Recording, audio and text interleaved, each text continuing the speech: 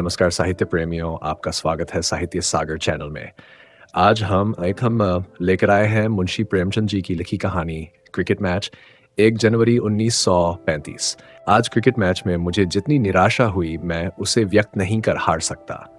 हमारी टीम दुश्मनों से कहीं ज़्यादा मजबूत था, मगर हमें हार हुई और वे लोग जीत का डंका बजाते हुए ट्रॉफी उड़ा ले गए। क्यों? सिर्फ इसलिए कि हमारे यहाँ नेतृत्व के लिए योग्यता शर्त नहीं।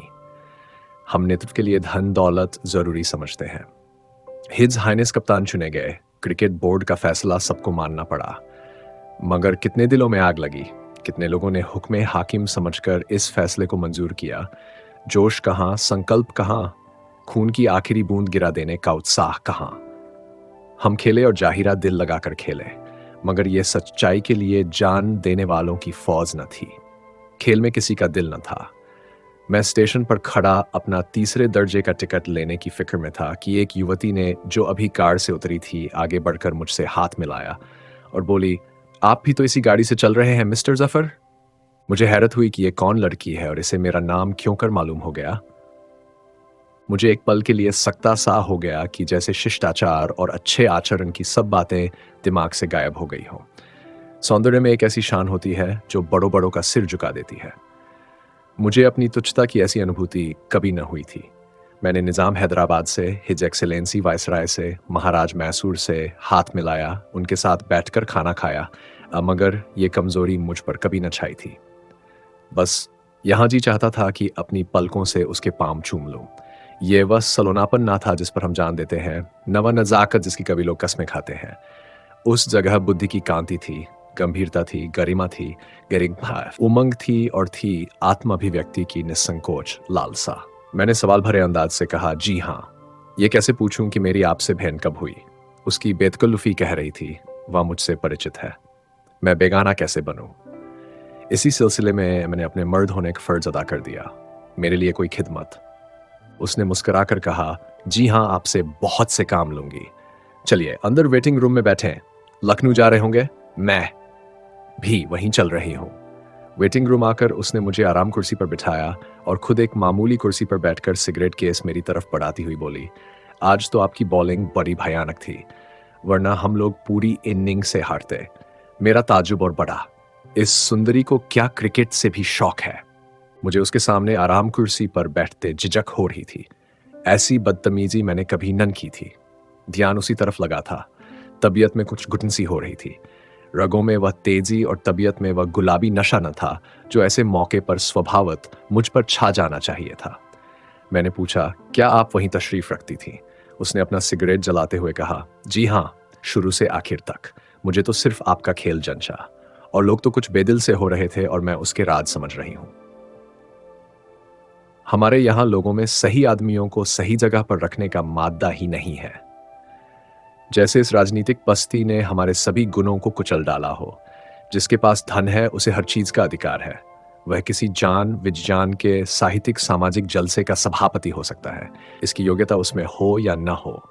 नई इमारतों का उद्घाटन उसके हाथों कराया जाता है, बुनियादें उसके हाथ रखवाई जाती है, सांस्कृतिक आंदोलनों का नेतृत्व उसे दिया जाता है, वह कॉन्वोकेशन के भाषण पढ़ेगा, लड़कों को इनाम बांटेगा। यह सब हमारी दास मनोवृत्ति का प्रसाद है।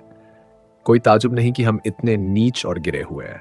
जहां हुक्म और अख्तियार का मामला है वहां तो खैर मजबूरी है, उस हमें लोगों के पैर चूमने ही पड़ते हैं, मगर जहां हम अपने स्वतंत्र विचार और स्वतंत्र आचरण से काम ले सकते हैं वहां भी हमारी जी हुजूरी की आदत हमारा गला नहीं छोड़ती।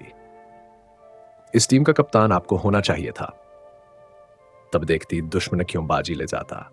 महाराजा साहब में इस टीम का कप्तान बनने की इतनी ही योग्यता है जितनी आप में असेंबली का सभापति बनने की या मुझ में सिनेआम एक्टिंग की। बिल्कुल वही भाव जो मेरे दिल में थे, मगर उसकी जुबान से निकला रे कितने असरदार और कितने आंख खोलने वाले हो गए। मैंने कहा, आप ठीक खती है, सचमुच ये हमारी कमजोरी है। आपको इस टीम में शरीकन होना चाहिए। मैं मजबूर था। इस सुंदरी का नाम मिस हेना मुखर्जी है, अभी इंग्लैंड से आ रही है। यार आ रही क्रिकेट मैच देखने के लिए बम्बई उतर गई थी। इंग्लैंड में उसने डॉक्टरी की शिक्षा प्राप्त की है और जनता की सेवा उसके जीवन का लक्ष्य है। वहाँ उसने एक अखबार में मेरी तस्वीर देखी थी और मैं राजिक भी पढ़ा था। तब से वह मेरे लिए अच्छा ख्याल रहती है। यहाँ मुझे खेलते देखकर वह और भी प्रभावित हुई। उसका इरादा है कि हिंदुस्तान की एक नई टीम तैयार की जाए और उसमें वही लोग लिए जाए जो राष्ट्र का प्रतिनिधित्व करने के अधिकारी हैं। उसका प्रस्ताव है कि मैं इस टीम का कप्तान बनाया जाऊं। इसी इरादे से वह सारे हिंदुस्तान का दौरा करना चाहती है। उसके स्वर्गीय पितारा एन मुखर्जी ने बहुत काफी संपत्ति छोड़ी है और वह उसकी संपूर्ण उत्तराधिकारिणी है। उसके प्रस्ताव सुनकर मेरा सर आसमान में उड़ने लगा। मेरी जिंदगी का सुनहरा सपना इतने अप्रत्याशित ढंग से वास्तविकता का रूप ले सकेगा, ये कौन सोच सकता था। अलौकिक शक्ति में मेरा विश्वास नहीं, मगर आज मेरे शरीर का रोआ रोआ कृतज्ञता और भक्ति भावना से भरा हुआ था। मैंने उचित और विनम्र शब्दों में मिस हेलेन को धन्यवाद दिया। गाड़ी की घंटी हुई। मिस मुखर्जी ने फर्स्ट क्लास के 2 टिकट मंगवाए। मैं विरोध न कर सका। उसने मेरा लगेज उठवाया, मेरा हेड खुद उठा लिया और बेधड़क एक कमरे में जा बैठी और मुझे भी अंदर बुला लिया। उसका खानसामा 3रे दर्जे में बैठा। मेरी क्रिया शक्ति जैसे खो गई थी।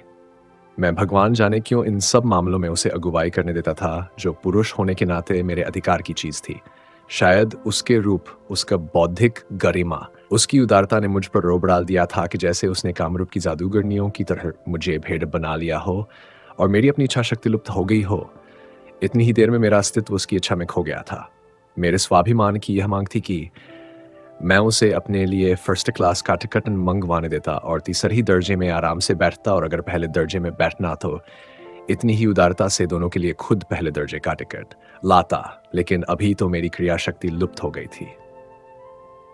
2 जनवरी। मैं हैरान हूं हेलेन को मुझसे इतनी हमदर्दी क्यों है, और यह सिर्फ दोस्तना हमदर्दी नहीं है, इसमें मोहब्बत की सच्चाई है। दया में तो आतिथ्य सत्कार नहीं हुआ करता, और रही मेरे गुणों की स्वीकृति, तो मैं अक्ल से इतना खाली नहीं हूं कि इस धोखे में पड़ूं। गुणों की स्वीकृति ज्यादा से ज्यादा एक सिगरेट और एक प्याली चाय पा सकती है।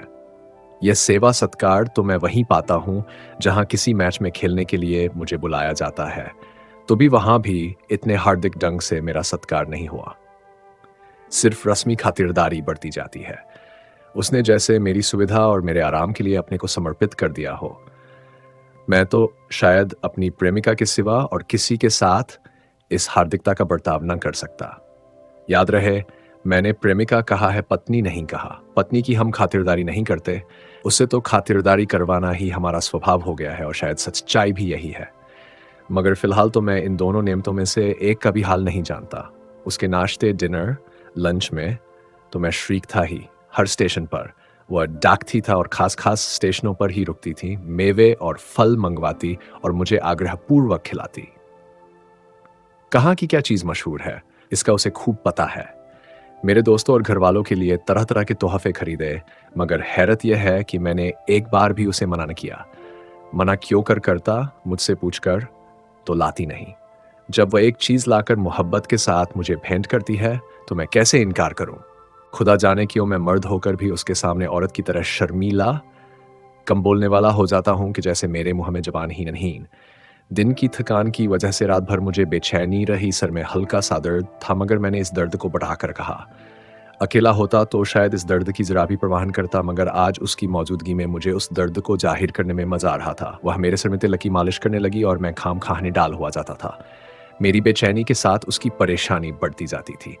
मुझसे बार बार पूछती, अब दर्द कैसा है, और मैं अनमने ढंग से कहता, अच्छा हूं। उसकी नाजुक हथेलियों के स्पर्श से मेरे प्राणों में गुदगुदी होती थी। उसका वह आकर्षक चेहरा मेरे सर पर झुका है, उसकी गर्म सांसें मेरे माथे को चूम रही है, और मैं गोया जन्नत के मजे ले रहा हूं। मेरे दिल में अब उस पर फतेह पाने की ख्वाहिश चकोले ले रही है। मैं चाहता हूं वह मेरे नाज उठाए। मेरी तरफ से कोई ऐसी पहलन न होनी चाहिए जिससे वह समझ जाए कि मैं उस पर लट्टू हो गया हूं। 24 घंटे के अंदर मेरी मन स्थिति में कैसे ये क्रांति हो जाती है। मैं क्यों कर प्रेम के प्रार्थी से प्रेम का पात्र बन जाता हूं।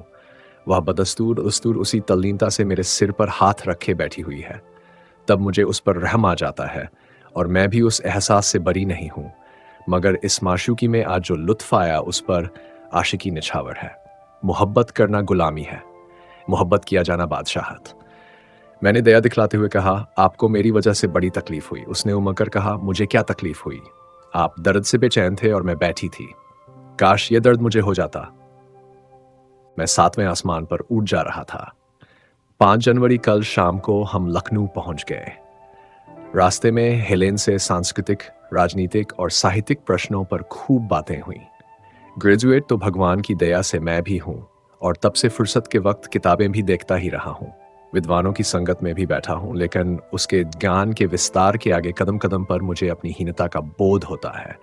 हर एक प्रश्न पर उसकी अपनी राय है और मालूम होता है कि उसने छानबीन के बाद वह राय काम्य की है। उसके विपरीत मैं उन लोगों में हूँ जो हवा के साथ उड़ते हैं, जिनके क्षणिक प्रेरणाएं उलट पुलट कर देती हैं। मैं कोशिश करता था कि किसी तरह उस पर अपनी अक्ल का सिक्का आजमा दूं, मगर उसके दृष्टिकोण मुझे बेज़बान कर देते थे। जब मैंने देखा कि ज्ञान विज्ञान की बातों में मैं उससे जीत सकूंगा, तो मैंने एबीसीनिया और इटली की लड़ाई का जिक्र छेड़ दिया, जिस पर मैंने अपनी समझ में बहुत कुछ पढ़ा था, और इंग्लैंड और फ्रांस ने इटली पर दबाव डाला है, उसकी तारीफ में मैंने अपनी वाक शक्ति खर्च कर दी। उसने एक मुस्कुराहट के साथ कहा, आपका यह ख्याल है कि इंग्लैंड और फ्रांस सिर्फ इंसानियत और कमज़ोर की मदद करने की भावना से प्रभावित हो रहे हैं, तो आपकी गलती है। उनकी साम्राज्य लिप्साए हन ही बर्दाश्त कर सकती कि दुनिया की कोई दूसरी ताकत अफले फूले। मुसोलिनी वही कर रहा है जो इंडिया ने कहीं बार किया है, जब ही कर रहा है। यह सारा बहुरुपियापन सिर्फ एबीसीनिया में व्यावसायिक सुविधाएं प्राप्त करने के लिए है। इंग्लैंड को अपने व्यापार के लिए बाजारों की जरूरत है, अपनी बढ़ी हुई आबादी के लिए जमीन के टुकड़ों की जरूरत है, क्या अपने शिक्षितों के लिए ऊंचे पदों की जरूरत है, तो इटली को क्यों न हो। इटली जो कुछ कर रहा है ईमानदारी के साथ एलानिया कर रहा है। उसने कभी दुनिया के सब लोगों के साथ भाईचारे का डंका नहीं पीटा है, कभी शांति का रागन ही अलापा। वह तो साफ कहता है कि संघर्ष ही जीवन का लक्षण है। मनुष्य की उन्नति लड़ाई ही के जरिए होती है। आदमी के अच्छे गुण लड़ाई के मैदान में ही खुलते हैं। सबकी बराबरी के दृष्टिकोण को वह पागलपन रहता है। वह अपना शुमार भी उन्हें बड़ी कौमों में करता है जिन्हें रंगीन आबादियां पर हुकूमत करने का हक है। इसलिए हम उसकी कार्य प्रणाली को समझ सकते हैं। इंग्लैंड ने हमेशा धोखेबाजी से काम लिया है, हमेशा एक राष्ट्र के विभिन्न तत्वों में भेद डालकर या उनके आपसी विरोधों को राजनीति के आधार बनाकर उन्हें अपना पिछलग्गू बनाया है। मैं तो चाहती हूँ कि दुनिया में इटली, जापान और जर्मनी खूब तरक्की करे और इंग्लैंड को आधिपत्य टूटे। तभी दुनिया में असली जनतंत्र और शांति पैदा होगी। वर्तमान सभ्यता जब तक मिट न जाएगी, दुनिया में शांति का राज्य न होगा। कमजोर कौमों को जिंदा रहने का कोई हक नहीं आ। उसी तरह जिस तरह कमजोर पौधों को सिर्फ इसलिए नहीं कि उनका अस्तित्व स्वयं उनके लिए कष्ट का कारण है, बल्कि इसलिए कि वही दुनिया के इस झगड़े और रक्तपात के लिए जिम्मेदार है। मैं भला क्यों इस बात से सहमत होने का। मैंने जवाब तो दिया और इन विचारों को इतने ही जोरदार शब्दों में खंडन भी किया, मगर मैंने देखा कि इस मामले में वह संतुलित बुद्धि से काम नहीं लेना चाहती या नहीं ले सकती। स्टेशन पर उतरते ही मुझे यह फिक्र सवार हुई कि हेलेन का अपना मेहमान कैसे बनाऊं। अगर होटल में ठहराऊं तो भगवान जाने अपने दिल में क्या कहे, अगर अपने घर ले जाऊं तो शर्म मालूम होती है। वहां ऐसी रुचि संपन्न और अमीरों जैसे स्वभाव वाली युवती के लिए सुविधा की क्या सामग्रियां हैं कि मैं क्रिकेट अच्छा खेलने लगा और पढ़ना लिखना छोड़ छोड़ कर उसी का हो रहा और एक स्कूल का मास्टर हूं, मगर घर की हालत बदस्तूर है। वही पूरा अंधेरा, टूटा फूटा मकान, तंग गली में वही पुराने रग डंग, वही पूरा डच्चर।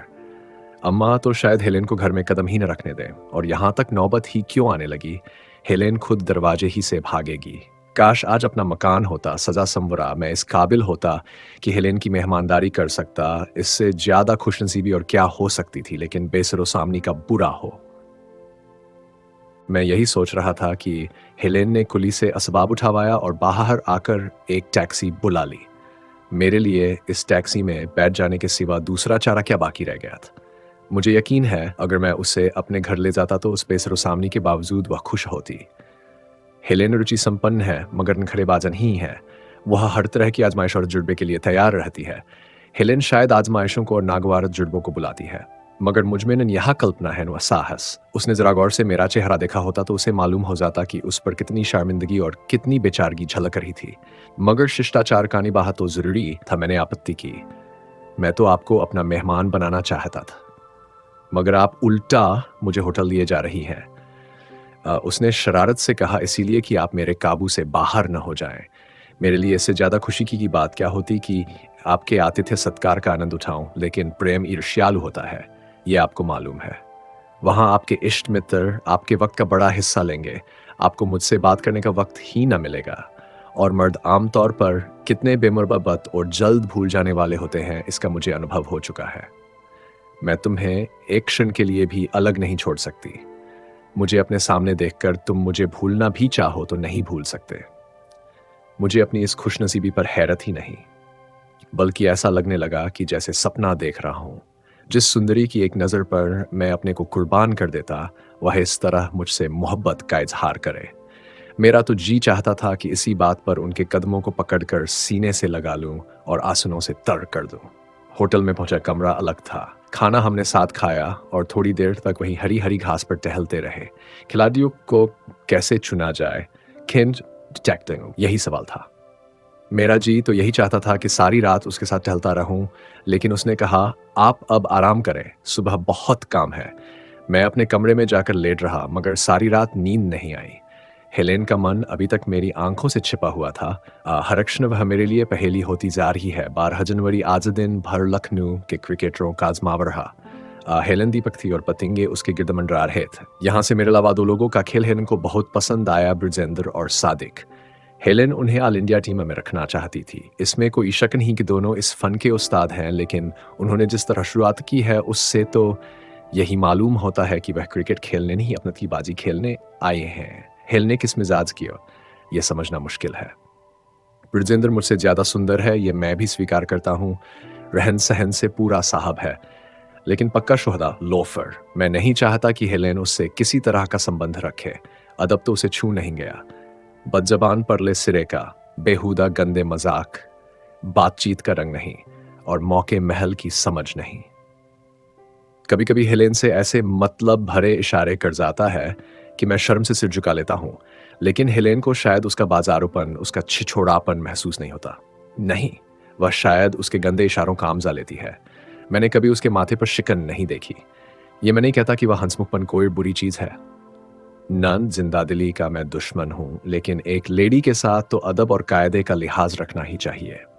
सादिक एक प्रतिष्ठित कुल का दीपक है, बहुत ही शुद्ध आचरण, यहां तक कि उसे ठंडे स्वभाव का भी कह सकते हैं। बहुत घमंडी, देखने में चिड़चिड़ा, लेकिन अब वह भी शहीदों में दाखिल हो गया है।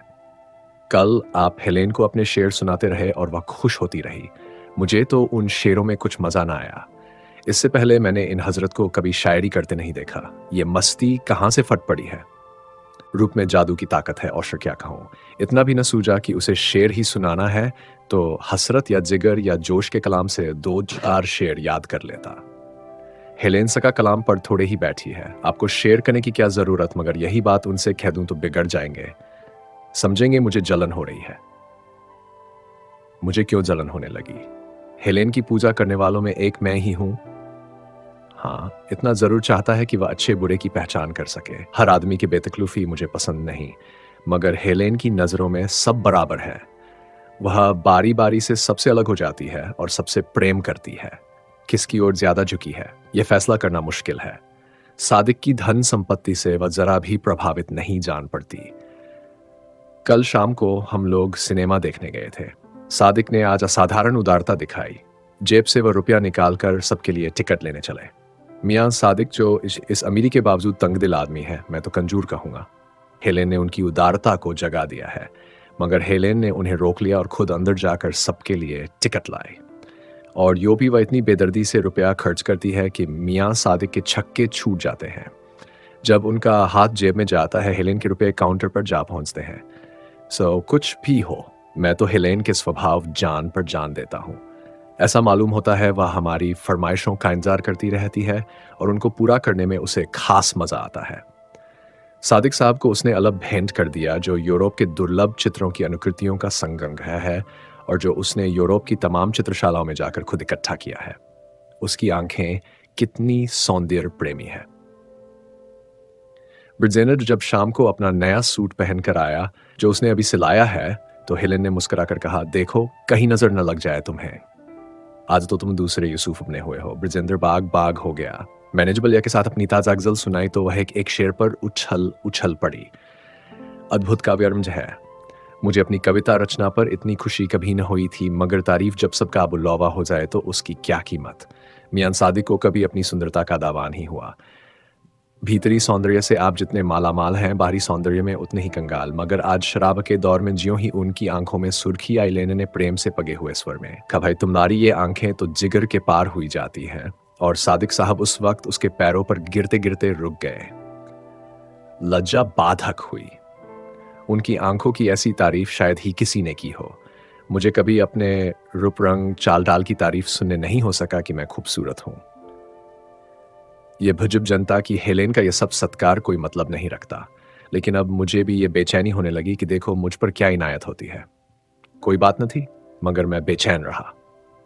जब मैं शाम को यूनिवर्सिटी ग्राउंड से खेल की प्रैक्टिस करके आ रहा था, तो मेरे ये बिखरे हुए बाल कुछ और ज्यादा बिखरे गए थे। उसने आसक्त नेत्रों से देखकर फौरन कहा, तुम्हारी इन बिखरी हुई जुल्फों पर निसार होने की जी चाहता है। मैं निहाल हो गया। दिल में क्या क्या तूफान उठे कह नहीं सकता। मगर खुदा जाने क्यों हम तीनों में से एक भी उसकी किसी अंदाज या रूप की प्रशंसा शब्दों में नहीं कर पाता। हमें लगता है कि हमें ठीक शब्द नहीं मिलते। जो कुछ हम कह सकते हैं उससे कहीं ज्यादा प्रभावित हैं। कुछ कहने की हिम्मत ही नहीं होती। 1 फरवरी हम दिल्ली आ गए। इसी बीच में मुरादाबाद, नैनीताल, देहरादून वगैरह के दौरे किए, मगर कहीं कोई खिलाड़ी न मिला। अलीगढ़ और दिल्ली से कई अच्छे खिलाड़ियों के मिलने की उम्मीद है, इसलिए हम लोग वहाँ कई दिन रहेंगे। 11 पूरी हम लोग बम्बई आ जाएंगे और वहाँ 1 महीने प्रैक्टिस करेंगे। मार्च में ऑस्ट्रेलियन टीम यहाँ से रवाना होगी।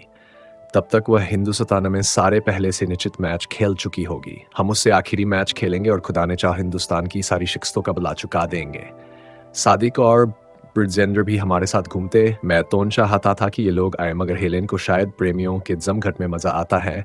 हम सब के सब एक ही होटल में हैं और सब हेलेन के मेहमान हैं। स्टेशन पर पहुंचे तो सैकड़ों आदमी हमारा स्वागत करने के लिए मौजूद थे, कई औरतें भी।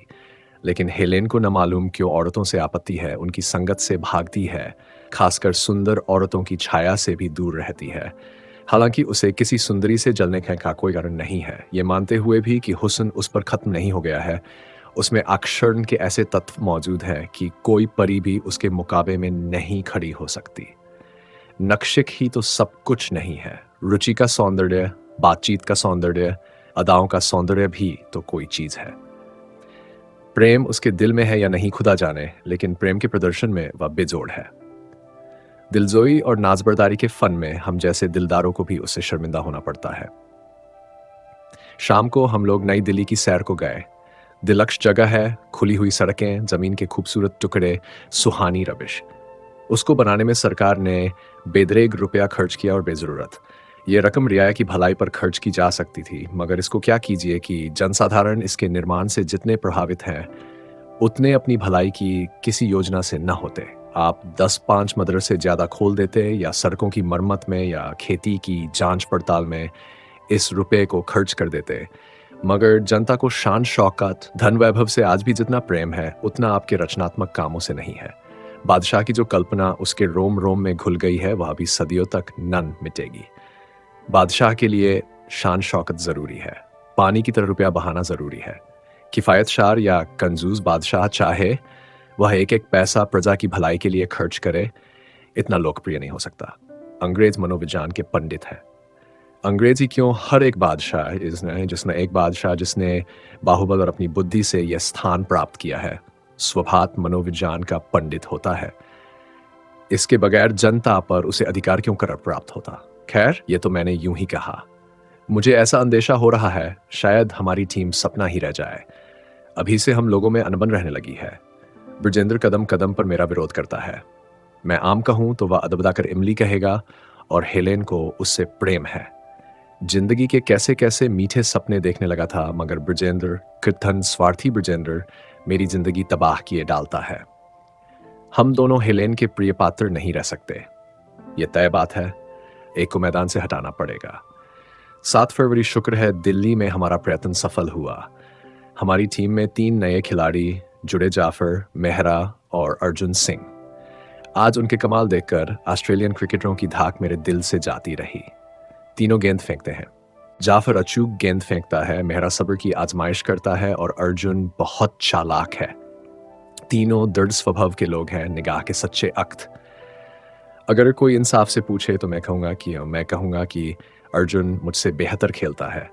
वह 2 बार इंग्लैंड हो आया है, अंग्रेजी रहन से परिचित है और मिजाज पहचानने वाला भी अव्वल दर्जे का है। सभ्यता और आचार का पुतला। बृजेंद्र का रंग फीका पड़ गया। अब अर्जुन पर खास कृपा दृष्टि है और अर्जुन पर फतह पाना मेरे लिए आसान नहीं है। मुझे तो डर है वह कहीं मेरी राह का रोड़ा न बन जाए। 25 फरवरी हमारी टीम पूरी हो गई। 2 प्लेयर हमें अलीगढ़ से मिले, 3 लाहौर से और 1 अजमेर से, और कल हम बम्बई आ गए। हमने अजमेर, लाहौर और दिल्ली में वहाँ की टीमों से मैच खेले और उन पर बड़ी शानदार फतह पाई। आज बम्बई की हिंदू टीम से हमारा मुकाबला है और मुझे यकीन है कि मैदान हमारे हाथ रहेगा। अर्जुन हमारी टीम का सबसे अच्छा खिलाड़ी है और हेलेन उसकी इतनी खातिरदारी करती है, लेकिन मुझे जलन नहीं होती। इतनी खातिरदारी तो मेहमान की जा सकती है। मेहमान से क्या डर? मज़े की बात यह है कि हर व्यक्ति अपने को हेलेन को कृपा पात्र समझता है और उससे अपने नाज उठवाता है। अगर किसी के सिर में दर्द है तो हेलेन का फर्ज है कि उसकी मिजाज पुरसी करे, उसके सर में चंदन तक घिस कर लगा दे। मगर उसके साथ ही उस कारोबार के दिल पर इतना छाया हुआ है कि उसके किसी काम की कोई आलोचना करने का साहस नहीं कर सकता। सबके सब उसकी मर्जी के गुलाम हैं। अगर सबके नाज उठाती है तो हुकूमत भी हर एक पर करती है। शामियाने में एक से एक सुंदर औरतों का आजमगढ़ है, मगर हिलेने के कैदियों की मजाल नहीं कि किसी की तरफ देख कर मुस्करा भी सके। हर एक के दिल पर ऐसा रट छाया रहता है कि जैसे वह हर जगह पर मौजूद है। अर्जुन ने एक मिस पर यूं ही नजर डाली थी। हेलेन ने ऐसी प्रलय की आंख से उसे देखा कि सरदार साहब का रंग उड़ गया। हर एक समझता है कि वह उसकी तकदीर की मालिक है और उसे अपनी तरफ से नाराज करके वह शायद जिंदा न रह सकेगा। औरों की तो मैं क्या कहूं, मैंने ही गोया अपने को उसके हाथों बेच दिया है। मुझे तो अब ऐसा लग रहा है कि मुझ में कोई ऐसी चीज खत्म हो गई है जो पहले पहले मेरे दिल में डाह की आग सी जला दिया करती थी। हेलेन अब किसी से बोले, किसी से प्रेम की बातें करे, मुझे गुस्सा नहीं आता। दिल पर चोट लगती जरूर है, मगर इसका इजहार अकेले में आंसू बहाकर करने को जी चाहता है। वह स्वाभिमान कहाँ गायब हो गया नहीं कह सकता। अभी उसकी नाराजगी से दिल के टुकड़े हो गए थे कि एकाएक उसकी एक उचटती हुई सी निगाह ने या एक मुस्कुराहट ने गुदगुदी पैदा कर दी। मालूम नहीं उसमें वह कौन सी ताकत है जो इतने हौसलामंद नौजवान दिलों पर हुकूमत कर रही है। उसे बहादुरी कहूं, चालाकी और फुर्ती कहूं, हम सब जैसे उसके हाथों की कठपुतलियां हैं। हम में अपनी कोई शाख्सियत, कोई हस्ती नहीं है। उसने अपने सौंदर्य से, अपनी बुद्धि से, अपने धन से और सबसे ज्यादा सबको समेट सकने की अपनी ताकत से हमारे दिलों पर अपना आधिपत्य जमा लिया है। 1 मार्च कल ऑस्ट्रेलियन टीम से हमारा मैच खत्म हो गया। 50,000 से कम माशाइयों की भीड़ न थी। हमने पूरी इनिंग्स से उनको हराया और देवताओं की तरह पुजे। हम में से हर एक ने दिलोजन से काम किया और सभी यकसान तौर पर फूल हुए। मैच खत्म होते ही शहर वालों की तरफ से हमें एक शानदार पार्टी दी गई। ऐसी पार्टी तो शायद वायसराय के सम्मान में भी न दी जाती होगी। मैं तो तारीफों और बधाइयों के बोझ से दब गया। मैंने 44 रनों में 5 खिलाड़ियों का सफाया कर दिया था। मुझे खुद अपने भयानक गेंद फेंकने पर अचरज हो रहा था। जरूर कोई अलौकिक शक्ति हमारा साथ दे रही थी। इस भीड़ में बंबई का सौंदर्य अपनी पूरी शान और रंगीनी के साथ चमक रहा था और मुझे दावा है कि सुंदरता की दृष्टि से यह शहर जितना भाग्यशाली है, दुनिया का कोई दूसरा शहर शायद ही हो। मगर हेलेन इस भीड़ में भी सबकी दृष्टियों का केंद्र बनी हुई थी। ये जलिम महज हसीन नहीं है, मीठी बोलती भी है और उसकी अदाएं भी मीठी हैं। सारे नौजवान परवानों की तरह उस पर मंडला रहे थे, एक से एक खूबसूरत, मन चले, और हेलेन उनकी भावनाओं से खेल रही थी, उसी तरह जैसे वह हम लोगों की भावनाओं से खेल करती थी। महाराज कुमार जैसा सुंदर जवान मैंने आज तक नहीं देखा। सूरत से रोब टपकता है। उनके प्रेम ने कितनी सुंदरियों का दुख दिया है कौन जाने। मर्दाना दिलकशी का जादू सा बिखेरता चलता है। हेलेन उनसे भी वैसी ही आजाद बेतकल्लुफी से मिली जैसे दूसरे हजारों नौजवानों से। उनके सौंदर्य का, उनकी दौलत का उस पर जरा भी असर न था। न जाने इतना गर्व, इतना स्वाभिमान उसमें कहां से आ गया। कभी नहीं डगमगाती, कहीं रोब में नहीं आती, कभी किसी की तरफ नहीं झुकती। वही हंसी मजाक है, वही प्रेम का प्रदर्शन, किसी के साथ कोई विशेषता नहीं, दिलजोई सबकी मगर उसी बेपरवाही की शान के साथ। हम लोग सैर करके कोई 10 बजे रात को होटल पहुंचे तो सभी जिंदगी के नए सपने देख रहे थे। सभी के दिलों में एक धुकधुकी सी हो रही थी कि देखें जब क्या होता है। आशा और भय ने सभी के दिलों में एक तूफान सा उठा रखा था। कोई आज हर एक के जीवन की एक स्मरणीय घटना होने वाली है। जब क्या प्रोग्राम है इसकी किसी को खबर न थी। सभी जिंदगी के सपने देख रहे थे। हर एक के दिल पर एक पागलपन सवार था। हर एक को यकीन था कि हेलेन की दृष्टि उस पर है। मगर यह अंदेशा भी हर एक के दिल में था कि खुदा न खास्ता कहीं हेलेन ने बेवफाई की तो यह जान उसके कदमों पर रख देगा।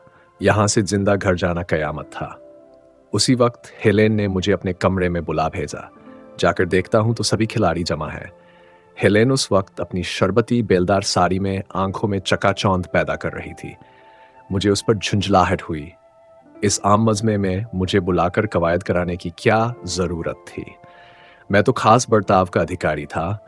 मैं भूल रहा था कि शायद इसी तरह उनमें से हर एक अपने को खास बर्ताव का अधिकारी समझता हो। हेलेन ने कुर्सी पर बैठते हुए कहा, दोस्तों, मैं कह नहीं सकती कि आप लोगों की कितनी किचन हूं और आपने मेरी जिंदगी कितनी बड़ी आरजू पूरी कर दी। आप में से किसी को मिस्टर रतनलाल की याद आती है? रतनलाल, उसे भी कोई भूल सकता है। वह जिसने पहली हिंदुस्तान की क्रिकेट टीम को इंग्लैंड की धरती पर अपने जौहर दिखाने का मौका दिया, जिसने अपने लाखों रुपयों इस चीज की नजर किए और आखिर बार बार की पराजयों से निराश होकर वहीं इंग्लैंड में आत्महत्या कर ली। उसकी वह सूरत अब भी हमारी आंखों के सामने फिर रही है। सबने कहा, खूब अच्छी तरह, अभी बात ही क्या दिन की है। आज इस शानदार कामयाबी पर मैं आपको बधाई देती हूँ। भगवान ने चाहा तो अगले साल हम इंग्लैंड का दौरा करेंगे। आप अभी से इस मोर्चे के लिए तैयारियां कीजिए। लुत्फ जो जब है कि हम वहां एक मैच भी न हारें, मैदान बराबर हमारे हाथ रहे। दोस्तों, यही मेरे जीवन का लक्ष्य है। किसी लक्ष्य का पूरा करने के लिए जो काम किया जाता है, उसी का नाम जिंदगी है। हमें कामयाबी वही होती है जहां हम अपने पूरे हौसले से काम में लगे हों। वही लक्ष्य हमारा स्वप्न हो, हमारा प्रेम हो, हमारे जीवन का केंद्र हो। हमें और इस लक्ष्य के बीच में और कोई इच्छा, कोई आरजू दीवार की तरह न खड़ी हो। आपने अपने लक्ष्य के लिए जीना नहीं सीखा। आपके लिए क्रिकेट सिर्फ एक मनोरंजन है, आपको उससे प्रेम नहीं। इसी तरह हमारे सैकड़ों दोस्त हैं जिनका दिल कहीं और होता है, दिमाग कहीं और, वह सारी जिंदगी का नाकाम रहते हैं। आपके लिए मैं ज़्यादा दिलचस्पी की चीज़ थी। क्रिकेट तो सिर्फ मुझे खुश करने का जरिया था, फिर भी आप कामयाब हुए। मुल्क में आप जैसे हज़ारों नौजवान हैं जो अगर किसी लक्ष्य की पूर्ति के लिए जीना और मरना सिखाए, चमत्कार कर दिखाए। जाइए और वह कमाल हासिल कीजिए। मेरा रूप और मेरी रातें वासना का खिलौना बनने के लिए नहीं हैं। नौजवानों की आंखों को खुश करने और उन्हें मस्ती पैदा करने के लिए जीना मैं शर्मनाक समझती हूँ। जीवन का लक्ष्य इससे ही ऊंचा है। सच्ची जिंदगी वह है जहां हम अपने लिए नहीं, सबके लिए जीते हैं। हम सब सिर झुकाए सुनते रहे और झल्लाते रहे। हेलेन कमरे से निकलकर कार पर जा बैठी। उसने रवानगी का इंतजाम पहले ही कर लिया था। इसके पहले होश हवास सही हों और हम परिस्थिति समझें, वह जा चुकी थी। हम सब हफ्ते भर तक बंबई की गलियों, होटलों, बंगलों की खाक छानते रहे। हेलेन कहीं न थी और ज्यादा अफसोस यह है कि उन्हें हमारी जिंदगी का जो आइडियल रखा वह हमारी पहुंच से ऊंचा है। हेलेन के साथ हमारी जिंदगी का सारा जोश और उमंग खत्म हो गई। यदि इस प्रस्तुति ने आपके हृदय को स्पर्श किया हो तो कृपया इस वीडियो को लाइक करें, कमेंट करें और साहित्य सागर चैनल को सब्सक्राइब करना न भूलें। धन्यवाद।